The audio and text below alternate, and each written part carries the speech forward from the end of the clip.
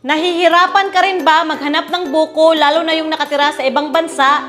Ito ang gawin mo. Mabilis, madaling gawin, siguradong solve yung craving mo sa buko salad.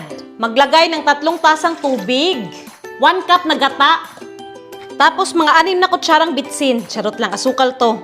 Tapos isang sachet nito unflavored. Haluin natin ng mabuti.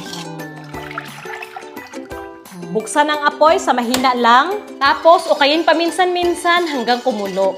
Pag ganyan na kumukulo na patayin na yung apoy. Tapos salang natin sa kahit anong container. Napakainit, mas mainit pa sa ulo mo. Char. Palamigin lang muna natin dito na. Lagay natin sa ref para mas mabilis mag-firm. Yan firm na sa mga nasa abroad, kayo na bahala kung paano nyo kudkudin. Yung mga nakudkud na natin, mas mabuti na i-transfer sa kabilang bowl. Kayo na bahala kung anong gagawin nyo dito, pero pwede rin papakin.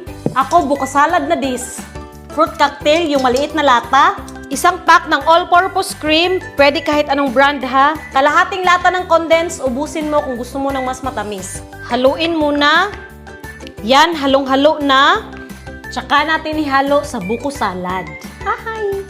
Maglagay ka ng raisins kung gusto mo lang naman. Tapos, hiniwa-hiwa kong cheese, optional lang rin. Haluin natin. Wow! Diba guys, may dessert na agad tayo sa kahit anong okasyon.